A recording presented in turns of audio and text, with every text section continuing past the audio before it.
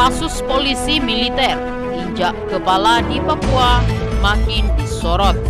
Sosok ini sampai terang-terangan ingin laporkan pemerintah Indonesia ke PBB dengan laporan sebagai berikut. Aksi aparat keamanan Indonesia yang melakukan kekerasan di Papua makin mendarat sorotan dari berbagai pihak. Aksi kekerasan oleh aparat keamanan polisi militer yang diduga menginjak kepala seorang warga di Merauke, Papua terjadi pada hari Senin 26 September 2021. Nasnya insiden itu terekam video dan beredar di media sosial. Dalam video tersebut terlihat dua orang anggota TNI tengah mengamankan seorang warga Papua. Kemudian anggota polisi militer itu memegang tangan warga itu hingga terlungkup di tepi jalan. Kemudian satu anggota lainnya memegang tangan kanan sembari menginjak kepala warga tersebut dengan sepatu ras. Warga tersebut hanya bisa pasrah sambil berteriak, namun anggota polisi militer itu tetap menginjak kepala dan membekuk tubuhnya ke tanah. Alhasil, dua anggota Serda berinisial A dan Prada berinisial F ditetapkan sebagai tersangka dalam kasus ini. Keduanya pun ditahan. Aksi kekerasan ini dianggap sebagai pelanggaran hak asasi manusia. TNI bahkan dianggap gagal mengimplementasikan nilai HAM pada anggotanya di Papua. Selain itu, banyak sorotan yang ditujukan kepada Indonesia pasca insiden yang viral beberapa hari lalu.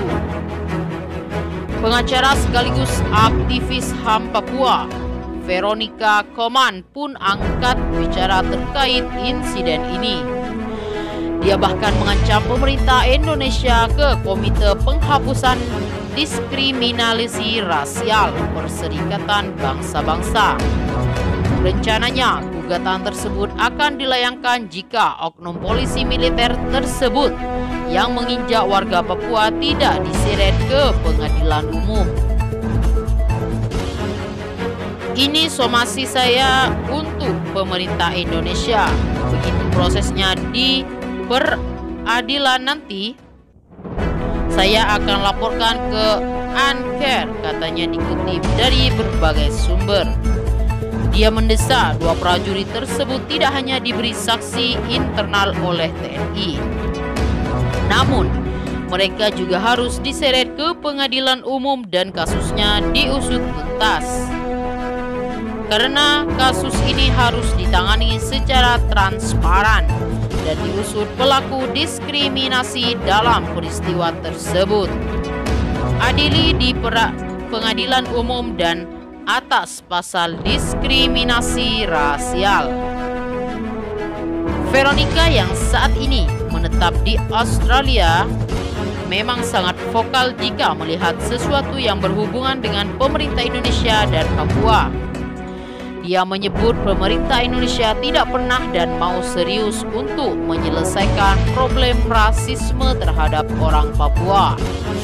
Sejak insiden itu, Kepala Dinas Penerangan TNI AU bersama Inden Gilang Buldansyah menyampaikan permohonan maaf atas kejadian itu.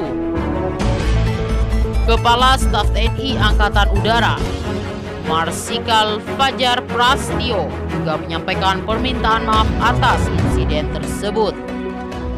Menurutnya, insiden itu terjadi karena kesalahan anggotanya dan akan menindak tugas dua anggota tersebut. Menurutnya, kedua oknum tersebut sedang ditahan dan akan segera diproses hukum.